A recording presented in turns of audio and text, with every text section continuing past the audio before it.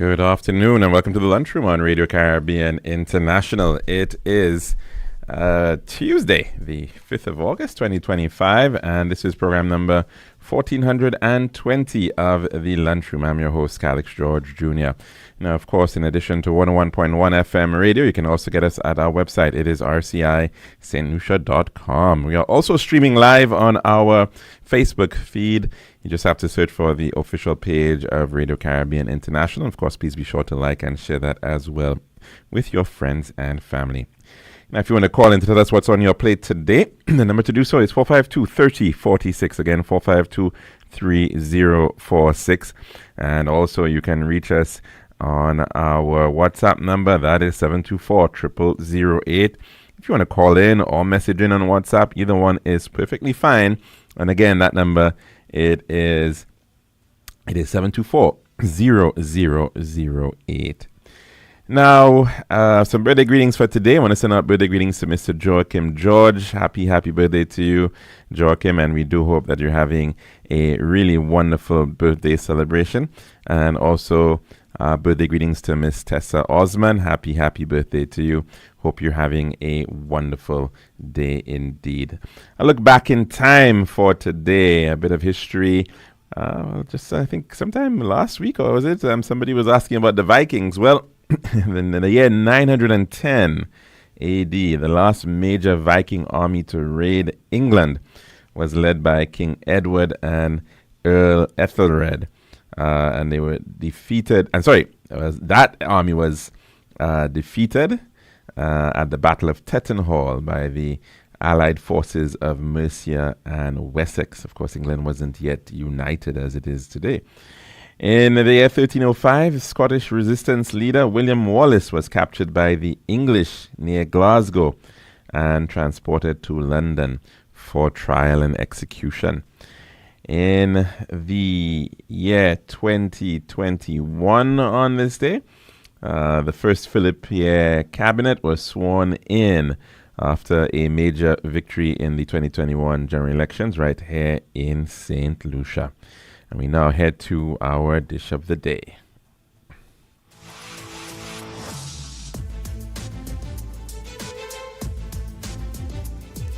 The daily dish is brought to you the kind compliments of our good friends at Tiles Plus. One tiles for your home, I see. Bathroom, kitchen, pantry. Need tiles for your balcony. Come down to Tiles Plus, satisfaction guarantee. Tiles Plus, Tiles Plus, Tiles Plus. Big tiles with unbeatable cost. Customer service, A+. With all kind of tiles, come down to Tiles Plus. We also got gasway and vanity. Books, doors, you'll see. Come down, don't mind nobody. We got the best tiles on island. Trust me. We are located Lunchroom in Castries, Bosses Jugo Lanes, and Slack Street in Beaufort. Telephone number 453-7939. Serving now, the Daily Dish. And welcome back to our program for today. We do hope that you're having a very, very blessed day indeed.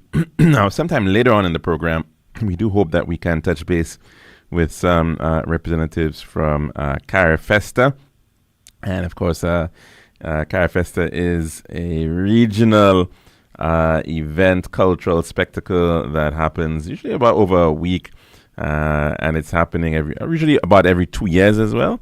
And it's actually coming up in Barbados towards the end of this month, I think starting from around the 22nd of August. So we're going to be trying to touch base with some of the representatives out of Carifesta to speak about that upcoming event. I think as of now, St. Lucia has not yet actually hosted Carifesta. It's been all around the Caribbean and Suriname and Trinidad and Jamaica and so on and so forth. But we have not yet hosted it. And I'm just putting it out there that maybe it might be a nice touch if we should aim to host Carifesta for our 50th anniversary of independence, which I believe is coming up in about 4 years' time.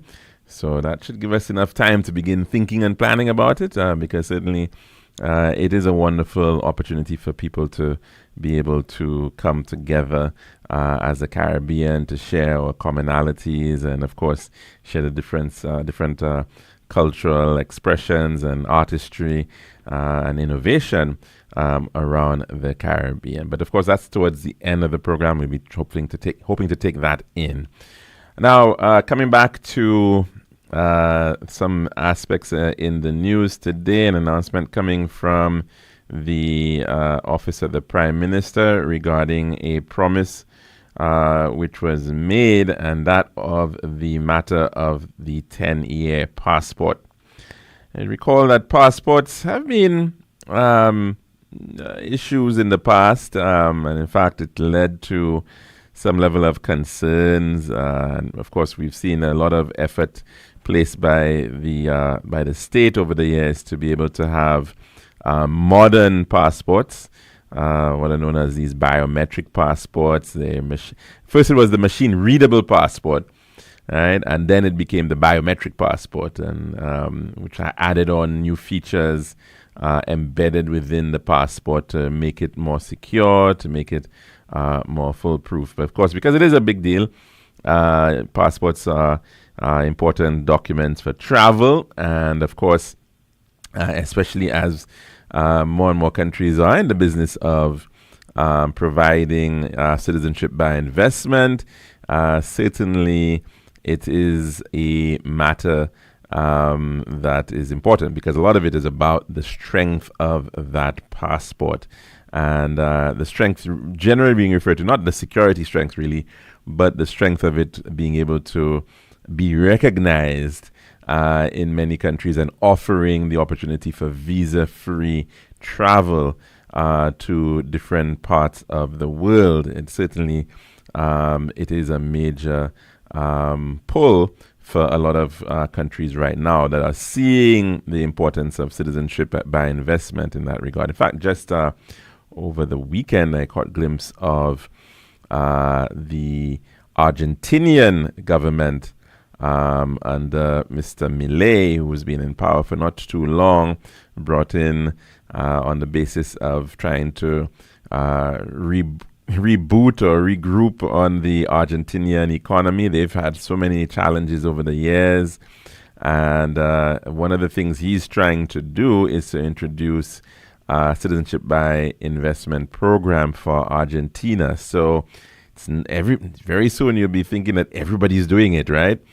and even the United States of America, we've heard Mr. Donald Trump, the president there, speaking about that golden visa, $500,000, and I'm not sure where that is at right now, but it was one of the many different ideas that Mr. Trump is promoting. He's promoting a new ballroom for the White House, so he can have grand parties and host wonderful leaders, as he said, leaders of China, for example, when they come to town. And so he's hoping to see a new East Wing ballroom being constructed at the White House, which would be a major shift on what is seen to be a historic building. But that's part of one of his many plans to, in this instance, leave a legacy. I think a $200 million legacy in that instance, for the seating capacity of some about 650 seats for these grand events he wants to hold.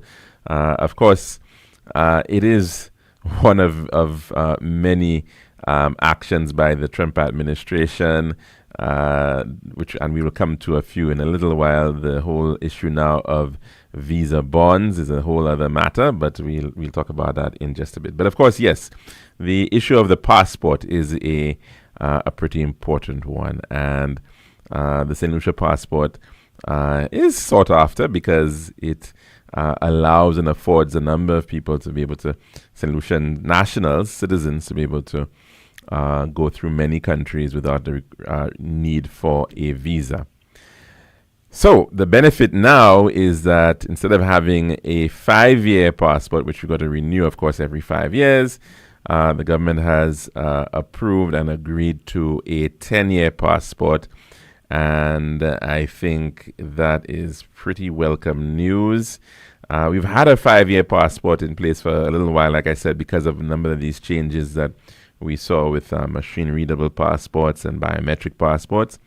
And now to move to that 10-year passport, not for everybody, but pretty much I think for everybody over the age of 18, because, obviously when you're much younger, your faces change considerably. And so it's definitely for all adults, you'll be able to gain a 10-year passport, and certainly would help in reducing, I would think, some of the challenges with respect to the processing times at the immigration office, at the passport office, because we do know that has been in the past a major challenge for some people. So if you don't have to do it every 5 years again, you can wait every 10 years. Now it's a much easier, one would think, bit of pressure. I suspect, though, that the announcement of the 10-year passport may very well mean that some people are lucky, some people missed out, and who knows, maybe there might be some people who decided, hey, I've been waiting for this, I postponed getting a new passport, and now I'm going to get it. So whatever the case may be, certainly some welcome news in terms of that major change. One matter that I think is a little concerning, however, is the continued efforts of the U.S. authorities regarding trying to place forward additional, I suppose, barriers, and they may think of it maybe as, or call it safeguards towards travel to the United States of America. And already, we do know that the United States has been facing a bit of a downturn when it comes to visitors for a lot of different reasons. Many people have been feeling that it's not as welcoming a place as before. And we've seen so many different issues coming up with this. And not just from countries that are, we can't even use the terminology that Mr. Trump used to describe these countries, but holes in the ground, maybe you might want to say, but very derogatory terms to describe some countries, and not from just those countries, from a lot of other places, even neighboring next door Canada, a significant drop in arrivals into the United States of America. Part of it, of course, has been in response to the beliefs that people may be searched and people might be getting a harder time at passport control. Some unfortunate stories of a French professor being held up, coming into a conference in the United States and effectively being held because of content on his social media pages, right? That seem not to be in alignment with some of the sentiments held by the current administration. And so we've been seeing that. We've been seeing the treatment of college students. We've been seeing the pausing or putting of holds on of student visas, affecting a whole host of people, even royalty from Belgium being impacted by some of those moves there. Then, of course, we saw the whole issue of these lists of countries that were going to be placed on being banned from coming to the United States of America, and lots of suggestions there. In fact, then a list came out, I think, of about 12 countries impacted as a result of that not being allowed to travel to the United States of America. The world's most powerful country, the world's largest economy, where there's lots of diasporas, and one would expect that people quite often do need to travel to the U.S., if not for visiting family and friends, if not for vacation, maybe healthcare or business and trade, for all those different reasons. But it has not seemed to be a pretty welcoming instance for a lot of people seeing these types of movements. And then, of course, we heard recently the matters of this idea of expanding the the visa requirements, and we've also saw in some instances the removal of the visa. Before there used to be a waiver of the interview process, and we're now seeing that they're trying to bring back that for certain classes of visas, regardless of age. So you could be over 85 or under 15, and you would still have to go through this entire process.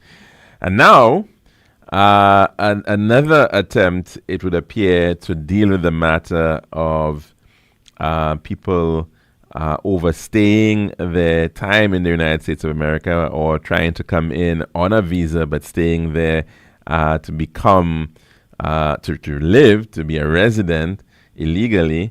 They're trying to clamp down on that. And it's been taken up by a number of different news media, including CNN. And just to share that story from CNN, it reads as follows. State Department may require visa applicants to post bond of up to $15,000 to enter the United States. And this is coming from CNN through the Associated Press. It reads as follows. The State Department is proposing requiring applicants for business and tourist visas to post a bond of up to $15,000 to enter the United States, a move that may make the process unaffordable for many. In a notice to be published in the Federal Register on Tuesday, the department said it would start a 12-month pilot program under which people from countries deemed to have high overstay rates and deficient internal document security controls could be required to post bonds of $5,000, $10,000, or $15,000 when they apply for a visa. The proposal comes as the Trump administration is tightening requirements for visa applicants. Last week, the State Department announced that many visa renewal applicants would have to submit an additional in-person interview, something that was not required in the past. In addition, the department is proposing that applicants for the Visa Diversity Lottery program have valid passports from their country of citizenship. A preview of the bond notice, which was posted on the Federal Register website on Monday, said the pilot program would take effect within 15 days of its formal publication and is necessary to ensure that the U.S. government is not financially liable if a visitor does not comply with the terms of his or her visa. Quote, aliens applying for visas as temporary visitors for business or pleasure and who are nationals of countries identified by the department as having high visa overstay rates, where screening and vetting information is deemed deficient, or offering citizenship by investment if the alien obtains citizenship with no residency requirement, may be subject to the pilot program, the notice said. The countries affected will be listed once the program takes effect, it said. The bond could be waived depending on an applicant's individual circumstances. The bond would not apply to citizens of countries enrolled in the visa waiver program, which enables travel for business or tourism for up to 90 days. The majority of the 42 countries enrolled in the program are in Europe, with others in Asia, the Middle East, and elsewhere. Visa bonds have been proposed in the past, but have not been implemented. The State Department has traditionally discouraged the requirement because of the cumbersome process of posting and discharging a bond, and because of a possible misperception by the public. However, the department said that previous view is not supported by any recent examples or evidence, as visa bonds have not generally been required in any recent program. And in any recent period. And of course, this is coming on the heels of another announcement which was made just last week, the 22nd of July or thereabouts, indicating that visiting the U.S. will cost a $250 visa integrity fee. So I'm not sure which is which, and it seems as if, okay, so the visa integrity fee would be for pretty much anybody requiring a visa, and that idea is that you would pay an additional cost of $250 as a sort of a hold, and this is how it's been explained, and that would eventually be refunded. So it's kind of like a security deposit, which would then eventually be refunded to that to the individual paying it. Now, of course, that would be on top of the existing visa application fee, which one would normally pay. So, I mean, you could just pretty much quickly try and do the math on that, and just the application for a visa would then end up in a situation costing the average St. Lucian or person from the OECS over 1,000 EC dollars. So that was one measure that was mentioned at some point, and now we're hearing about another measure that may impact places that have high overstay rates. Now, I remember I don't think we've gotten any data from the US State Department. I'll have to try to look for that to see what countries have high overstay rates. What is certainly posted is the visa rejection rates. And so, of course, you can go online and you could see, over the years, the rate of rejection of persons for visa applications, depending on the country that they're coming from. So, for example, countries like Jamaica and Haiti, Guyana have traditionally had very high visa rejection rates. St. Lucia and OECS, somewhat lower visa rejection rates. And if you look at let's say, Barbados, for example, has one of the lowest visa rejection rates in the Caribbean. As for overstay, maybe that's something that we're going to have to look into to see which countries are actually experiencing that in terms of high overstay rates. And so that may very well be one of the issues that, the United States is using to try to curb the issue of persons overstaying, and also, of course, persons not just overstaying because they wanted to maybe spend a couple more days at Disney World or in the Big Apple, but overstaying because they actually have the intention of residing illegally within the United States. So certainly it's a matter that we're going to have to watch out for and continue to observe, because no doubt it can have potential implications for us here in St. Lucia, depending on where we find ourselves with respect to a very high level of overstaying. You would recall we've had issues in the past with respect to individuals in Canada, and that was a pretty difficult one. Where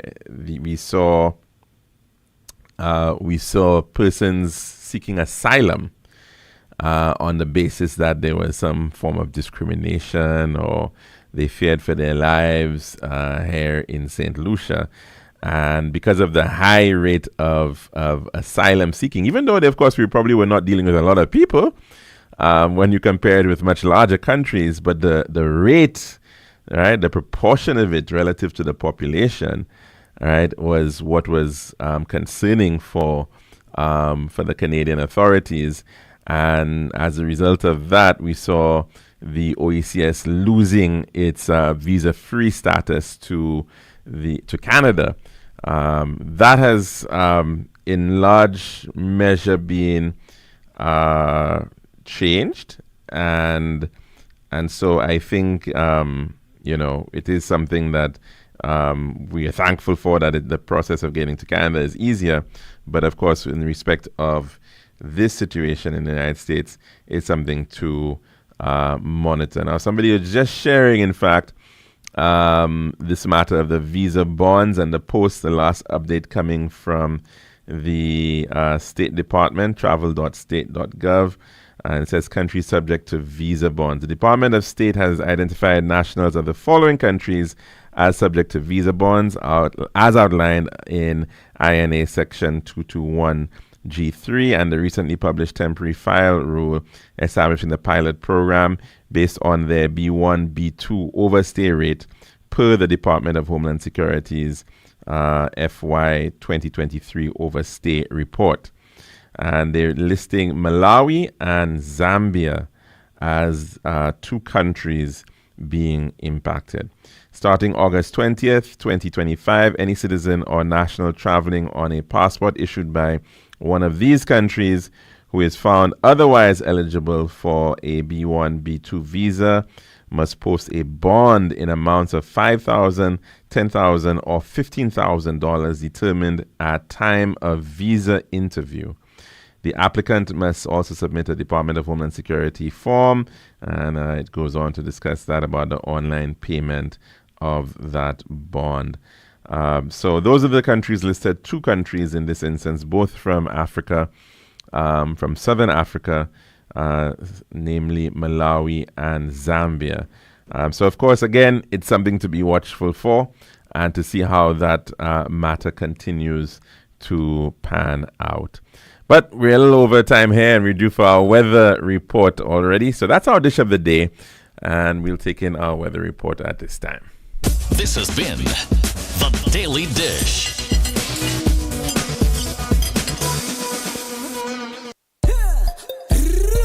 One tiles for your home, I see. Bathroom, kitchen, pantry. Need tiles for your balcony. Come down to Tiles Plus, satisfaction guarantee. Tiles Plus, Tiles Plus, Tiles Plus. Big tiles with unbeatable cost. Customer service, A+. With all kind of tiles, come down to Tiles Plus. We also got gasway and vanity. Books, doors, you'll see. Come down, don't mind nobody. We got the best tiles on island. Trust me. We are located Lunchroom in Castries, Bosses, Grocery Lanes, and Flag Street in Viewfort. Telephone number 453-7939. Girl, I've been so stressed searching for the perfect tiles to complete my home. Really? Yeah, it's always the same white, beige, and gray tiles with these tile stores. Like they're all buying from the same place. You're the design expert. Help me, please. I'm fed up. What are you looking for? Something different. Something that says Caribbean beauty and suits my personality. Something vibrant and classy with a little razzle dazzle.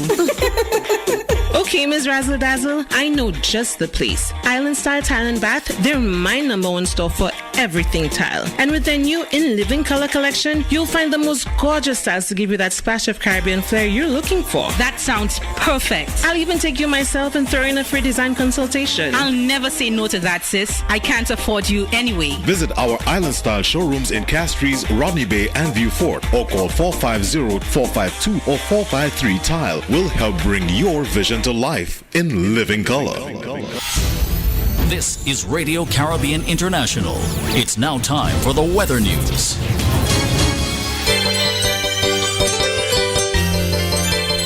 And the weather for St. Lucia valid for the next 24 hours.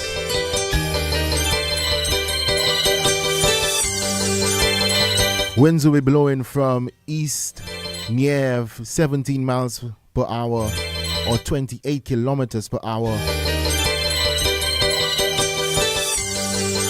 Weather fair to partly cloudy skies with a few brief showers.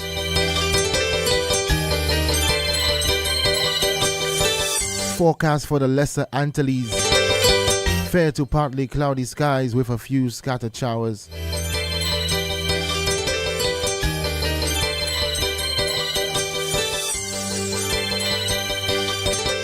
Tropical weather outlook.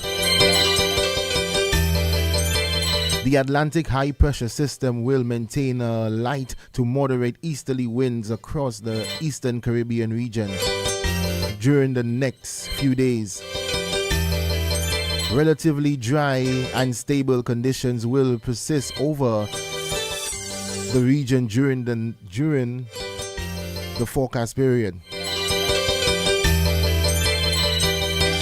A tropical wave located over the far eastern tropical Atlantic is moving westward near 15 miles per hour or 24 kilometers per hour. Environmental conditions are expected to be conducive for gradual development for the wave during the next few days. The tropical depression could, a tropical depression could come later this week or over the weekend.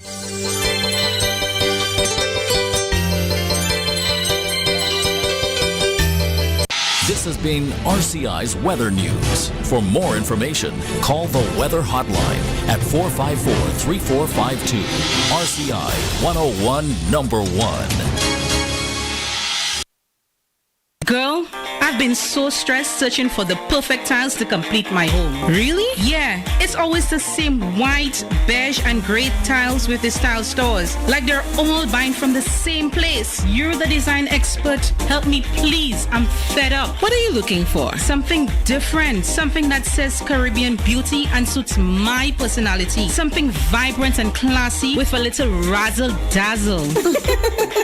Okay, Ms. Razzle Dazzle, I know just the place. Island Style Tile and Bath, they're my number one store for everything tile. And with their new In Living Color collection, you'll find the most gorgeous styles to give you that splash of Caribbean flair you're looking for. That sounds perfect. I'll even take you myself and throw in a free design consultation. I'll never say no to that, sis. I can't afford you anyway. Visit our Island Style showrooms in Castries, Rodney Bay, and View Fort, or call 450-452 or 453 Tile. We'll help bring your vision to life in living color.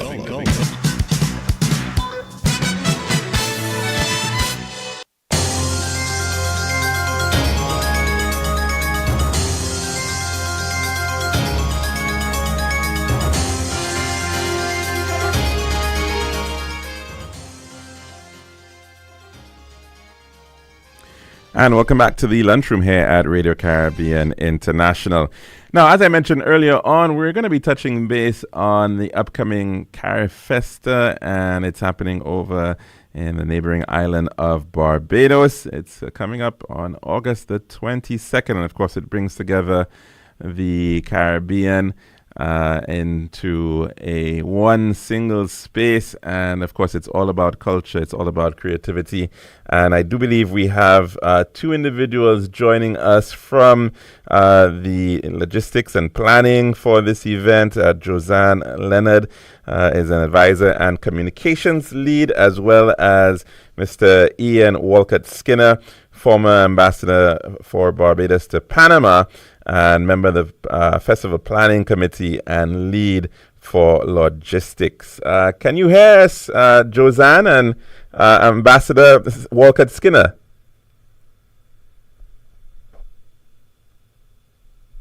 Hello?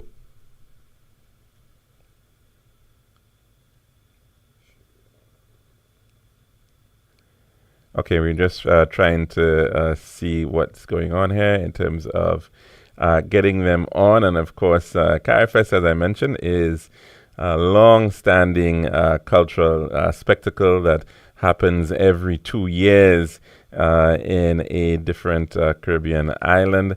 And of course, this time it is happening over in Barbados. But of course, quite recently we've seen events in different parts of the Caribbean, from Suriname and Trinidad and Tobago. I think I do remember visiting Trinidad and enjoying a Carifesta event at the Hazley Crawford Stadium some time ago. And it looks like we're having some difficulty in trying to make that connection for some reason. So our apologies in that regard. We are trying to get them back on air. I think we're hearing some ringing. Hello.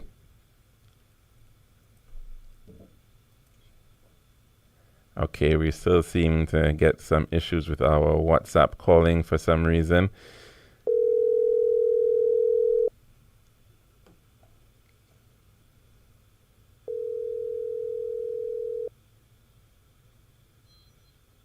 Hello, Josanne. Hi. Hi, sorry about that. We seem to be losing you for some reason, but I can hear you now. Are you hearing us clearly? Yes, I am hearing you loud and clear. Did you manage to get Ian on? For some reason, he was on, and we seem to have lost him. So that's quite unfortunate. We'll see if we can try to patch him in. Let's see if we can manage to do that.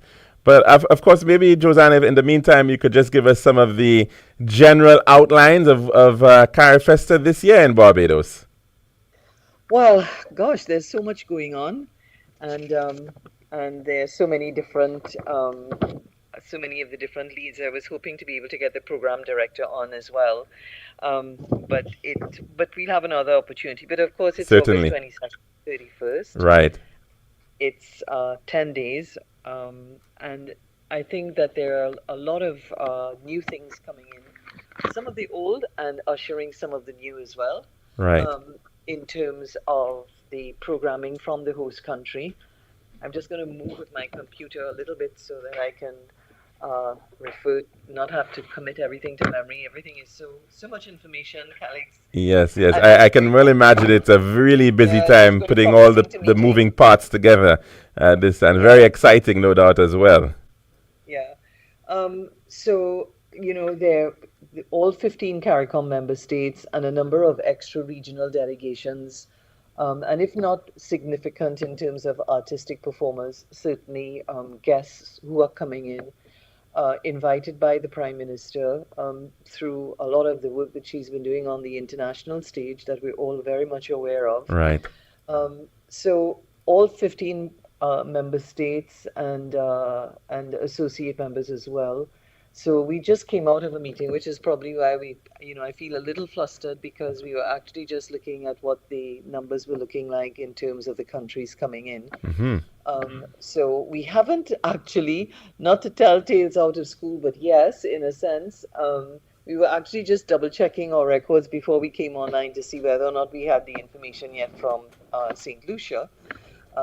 We know that they're coming. We know that you guys are coming, but we're not too sure yet what the delegation looks like. Well, I'll But be sure to check base with the Cultural Development Foundation, which is probably the leader okay, this on is not this one, telling tales, eh? Just to saying that find at this out. moment. Yes, yes, because But I'm I sure know that they. I know everyone is working hard to try Yes. to put their teams together and all of the logistics that entails.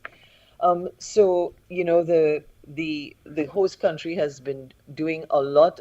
One of the or a couple of the bigger things might have to do with what we all know with Carifesta, which is the Grand Market. And this year it is a massive structure that has been purpose designed and to be erected at Waterford in Bridgetown. Okay. And it's a fantabulous structure, but the great thing about it is that it's going to have life after Carifesta in terms of it's modular, so it's going to be able to be built up and broken down and be used in Okay. various components. So that's a good thing for the country and even for the region because then we will know that that exists in Barbados. And of course, in terms of ESG and the importance of the environment, it's great to have some legacy Correct. in that regard. Wonderful. Correct. So that's the Grand Market and the Festival Village, which of course will open. Not of course, it will open on August 23rd. The opening ceremony, as we're accustomed to, will happen on August 22nd, and it has a bit of a different twist to it in the sense that it's not simply the parade and the thing happening in as we are accustomed to a big location like a gym, like A the stadium or big something like that. Right. stadium like that. Actually, there are elements that are going to happen on the streets of Bridgetown because, as to share with our Caribbean brothers and sisters, Bridgetown is a heritage A district. World Heritage Site. Yes. A- Yes. yes, Wonderful. and a lot of work has been going on, and so a lot of what is happening with Carifesta is Carifesta specific, but also sort of what Barbados is doing in repurposing its land use and tying international development objectives and regional objectives. So if I may just ask, I mean, we saw for the Olympics in Paris the use of the Seine for the opening ceremony. Is there anything like that happening in Barbados with the Constitution River? Yeah, and we're going to come back and talk about these things because, as I said, you kind of caught me when I saw the WhatsApp note. I say, okay, we can't lose the opportunity to speak, but there's going to be, so everything starts in the streets like around 2 o'clock in the afternoon. There'll be PM particularly wanted an explosion of Caribbean fashion. On Broad Street, which of course is one of the main streets in Bridgetown, and it's the heart of the what we would call the shopping district, etc. Right. So there's going to be that element. The nations are also going to start their parade outside of the venue, which the venue for the actual opening ceremony, where the actual stage performances will take place, which is in Queen's Park. So the country delegations will actually be on the streets, so that the people of Barbados and visitors and others will have an opportunity. And of course, hoping that, which is something that is a pet peeve and a pet goal and wish of mine, which is to get all of Caribbean media excited and plugged in, so that we ensure that our people around the region and our diasporas are able to participate in CariFesta. Right. So now, is that? I would hope, of course, it's going to be a live broadcast, so that everybody can actually take in. Right. Because So that sounds like a wonderful spectacle already. The whole street. Yeah, the spectacle, the wow factor, definitely the wow factor there, and there's a whole story behind it, and how the region will be depicted, the kind of things that the creative minds get behind. But I think the whole idea of it starting on the streets, moving through, albeit not through a massive area, it's not like doing Kadooment or Carnival in St. Lucia or Carnival in Trinidad, but it certainly is putting it on the streets so that there's a certain amount of spectator and feel that we reflect. Right. And then we move into the Queen's Park area. So that's the opening ceremony, and who's going to be on the program, and so we'll share some more of that, some big names, the whole way in which the events coordinator has conceptualized how the region will be represented. So there's a storyline there.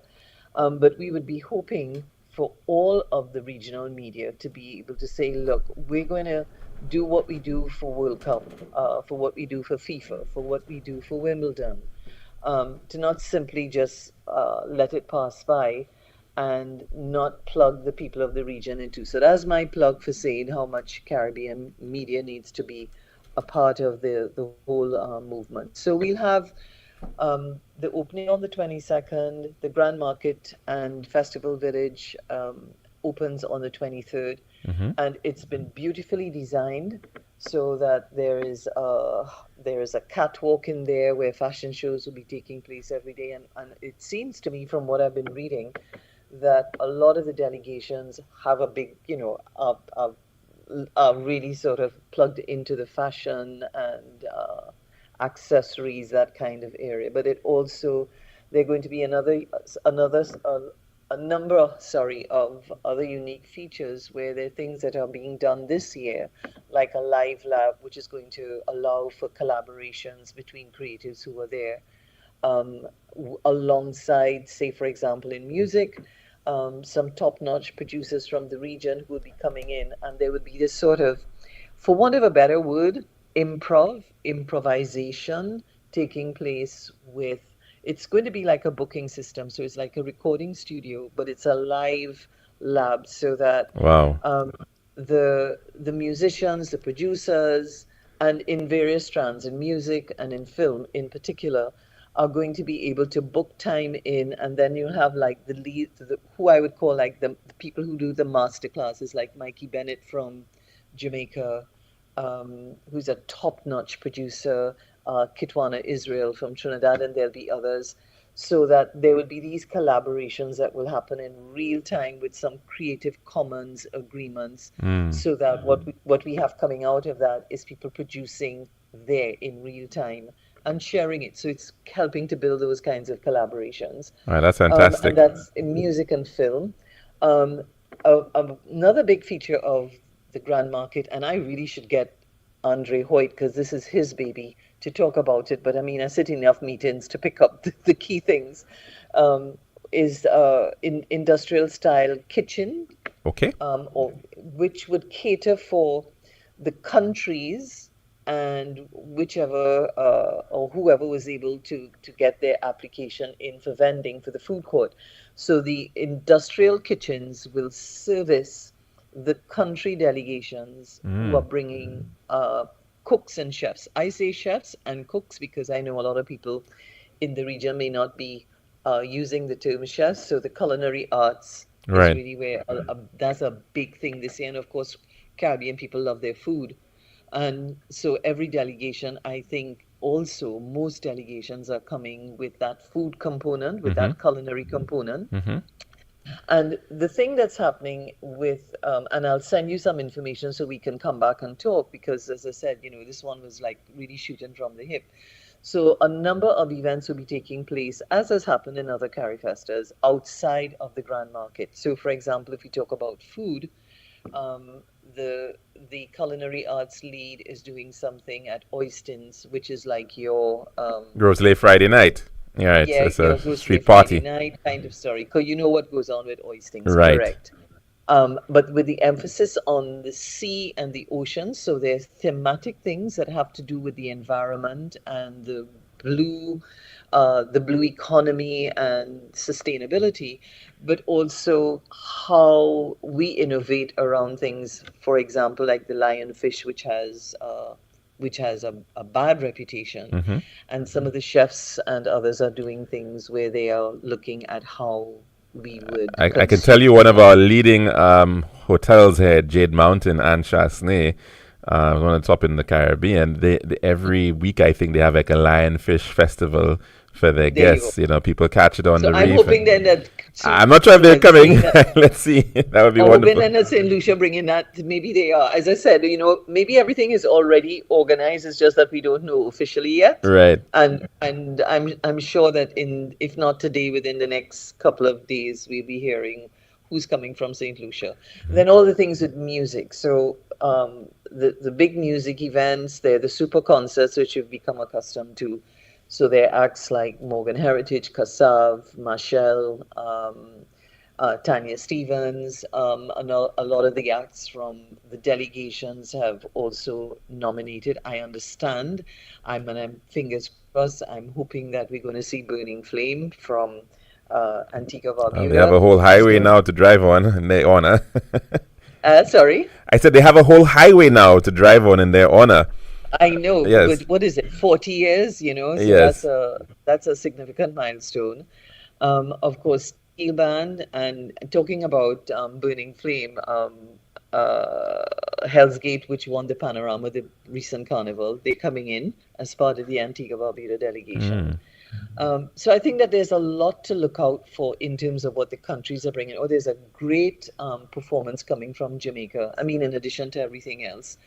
And this one is, it's called Barefoot Rebellion, and it's a theatrical production, and the production is on reparations, but reparations not in the sort of very lofty academic, sort of hoi polloi or, highbrow discussions about reparations, but really through theater, sort of humanizing the story of reparations so that we're able to see ourselves and have an interpretation. And I think it has some comedy in it as well, or maybe parody. It might be comedy and parody. So, so there are big items like that. And then we have, there's so much going on. Mansa Musa from Ghana, which is another big production. Der Kafi from Nigeria.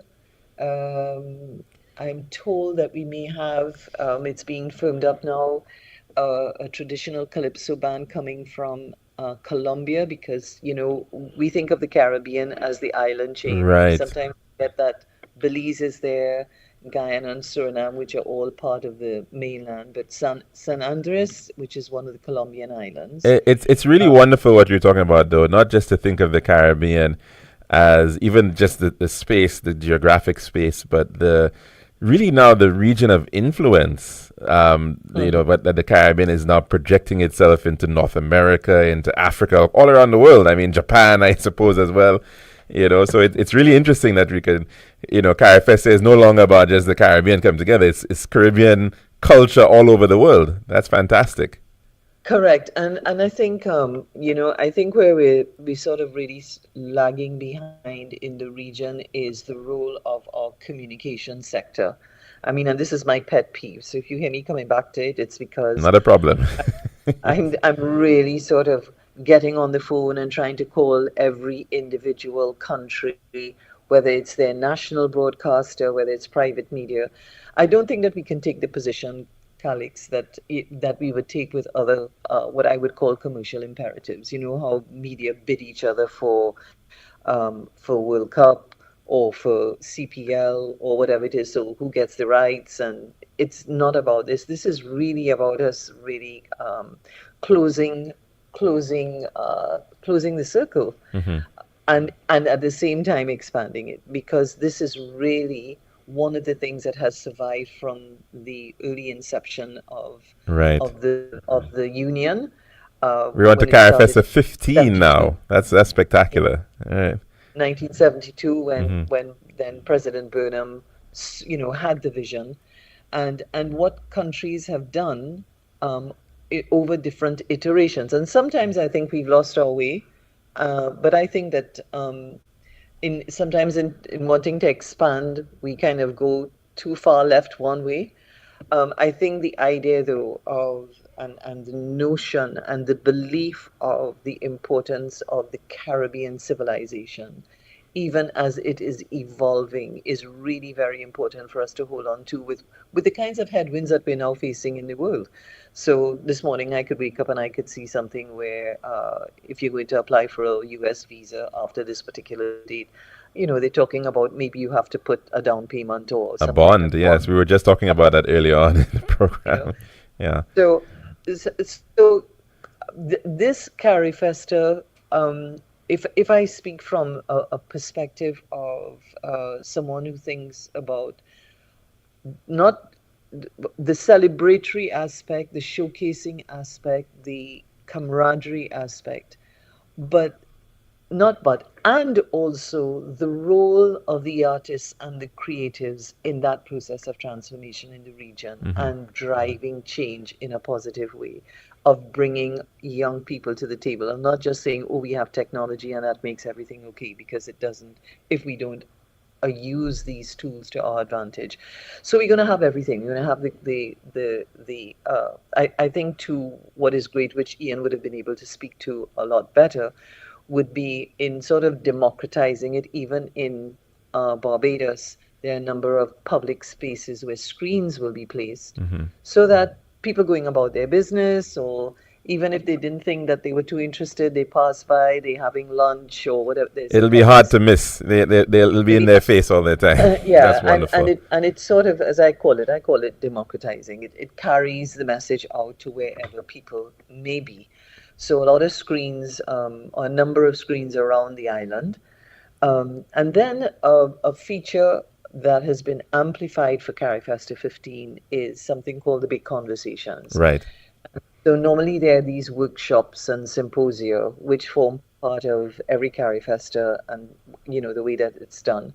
And normally we would say the usual suspects would go to it. Well, I think what has happened this year is a deliberate attempt has been made, or this iteration, to amplify some of these big issues that we're confronting in the region, and have the thought leadership and the debate and the more granular discussions, which don't necessarily need to be thousands of people waving a flag because Marshall's singing, it's time to, it's party time, But it is also part of how we look at where we're going in terms of the region, our development, integration, closer collaboration. Of course, Barbados is one of 3 or 4 countries that has indicated at the last heads of government meeting that it will open its borders from October 1st. Freedom of movement, yeah. Freedom of movement, correct. So there are all of these things that are interwoven So the culture is the tip of the spear, and I think what we want to accomplish with Carifesto as a tipping point this year is begin to move the festival as well into other directions. You touched on it very, very, very briefly, sustainability. We're so vulnerable in the region. We're dealing with issues of climate. We're dealing with issues of rising sea levels. All of the, particularly island countries, have all kinds of issues now that one bad storm, and knock wood, it won't happen for Carifesta. But the point about it is, everything could be everything could be shattered. Lives could be so negatively impacted. So where the artists and the creatives in these discussions and even in their art and how they are tackling some of these issues. So that's kind of linking that to the big conversations, but also in fashion. So, for example, sustainability. We are a region of festivals. You've just come out of St. Lucia Carnival, Antigua Carnival, Spice Carnival, Crop Over, and Kadooment, which is not carnival, it's a cultural festival, and we can go on and on. The question is that a lot of these festivals, the elements of we're importing a lot of materials and it's not being recycled. I know that's a big issue. Upcycle, recycle, the raw materials. So, like it or not, if we want to be clamoring on the one hand about climate justice and these kinds of things, then we have to look at the things that we create. And there's a very interesting development, because it's a small project, it's a pilot project, but I'll make a plug for it simply because I was exposed to it about a week and a half ago. And it is actually looking at design, the sort of the fashion design in Carnival. And it's a pilot project in Trinidad and Tobago that I came upon with the Ministry of Planning last week. But it's the kind of thing that we roll out. So all of these are going to be part of the discussions in Barbados, but also those creatives who, through their work, are attempting to move in these directions. Wonderful. So, Josanne, we're a little bit over time already, and for somebody who said they were flustered, I mean, we couldn't tell at all. You have so much to share, and I think we want to do justice to this, because I know that you've got a lot of various interviews to do over the next couple of weeks, but we would love to have you on again at some point, and certainly to bring on Ambassador Walcott Skinner as well to share, and Mr. Hoyt, whoever else you want to. We should certainly want to arrange that to give some good. We could drop in on your program from now until whenever. We could do that. That really would be wonderful, and certainly we'll touch base as well with the CDF here in St. Lucia for the local elements as well. But it's been. Do I have 30 seconds? I'm an old. Sure, of course. So you certainly do. I really want to commend the government of St. Lucia, particularly the Ministry of Education. Prime Minister Motley pulled this one. She dropped this one on us, and we just had to run with it. She has invited through her office 1,000 5th and 6th form students to participate in Carifesta. There's going to be a youth village, so obviously they'll be plugged into that, the 3-day youth village, but it's also to expose them and to integrate them into all these other activities and other things that are happening in Barbados. So I know that there's a delegation coming. There's a delegation coming from St. Lucia has taken up the Prime Minister on that, and I think it's about 20 students. Oh, that's wonderful. That's wonderful. Very glad. I think it's about 20 students. And so we kind of really want to, that's going to be like a jamboree of young people of that 5th, 6th form age participating in Carifesta. Fantastic. Yeah. And so thank you so very much for sharing with us, Josanne. We hope to hear you again maybe sometime next week. And of course, Mr. Ambassador Walcott Skinner as well, and the whole team that's making it happen for Carifesta 15 over in Barbados, August 22nd to the 31st. And so much to take in. It is more than just what you think in terms of culinary arts, visual arts, theater, dance, film and video, fashion, the Grand Market, And of super course, just go concerts. check the website, And of course, www.carifesta.net. carifesta.net is the perfect place to check it out. And of course, St. Lucia and Barbados have a very strong connection, very close, and hopefully there'll be lots to take in. And no doubt a lot of it will be available online as well if you can't necessarily make it there in person. But certainly, I have no doubt, I know you want them to be there in person to take it on. And we want them to participate in St. Lucia. So who knows, maybe Radio Caribbean International and others will do watch parties and that kind of thing. We could perhaps, we can certainly look into that. That sounds like a wonderful opportunity for collaboration indeed, and we definitely want to look at it. In fact, my last thoughts, though, I really hope, I don't know how far advanced it is, but hoping that St. Lucia can host Carifesta, it'll be 17 in 2029. I don't know the process. I think they have to indicate their willingness to. Yeah. It'll be our 50th anniversary of independence, so I think it's a nice. That'll be wonderful. That would be wonderful. Then get your politicians to start lobbying the powers that be. I'll have to do that. That's all I can tell you. That's all I know about that part of it. Thanks a lot, It was so Josanne. great talking to you, and we'd be able to drop in, every day if you want. If you say a little 5 minutes or 10 minutes, and we'll drop some, drop Sure. Andre in and the programming director and ambassador and what have you. Sure, Yeah? definitely want to get some vibes going to get people excited about Carifesta 15 this year. Thank you so very much, Great. Josanne. Thank you so much for and sorry that I was not as prepared, but No. thank you very much. Nobody could tell, that's for sure. Thanks again. All right, thanks and a of lot. course, we Thank speak in you. communications lead Thank you. Bye-bye. Josanne Leonard. Take care.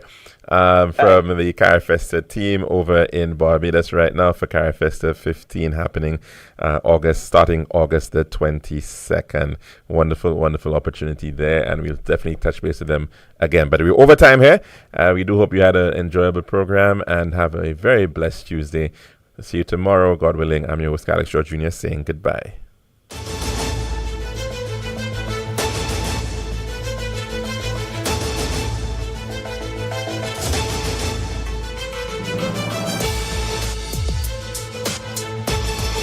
Imagine, sometimes it's feeling like there's only 2 days in the week. Yesterday was Monday, and look at that Friday afternoon. So hear that.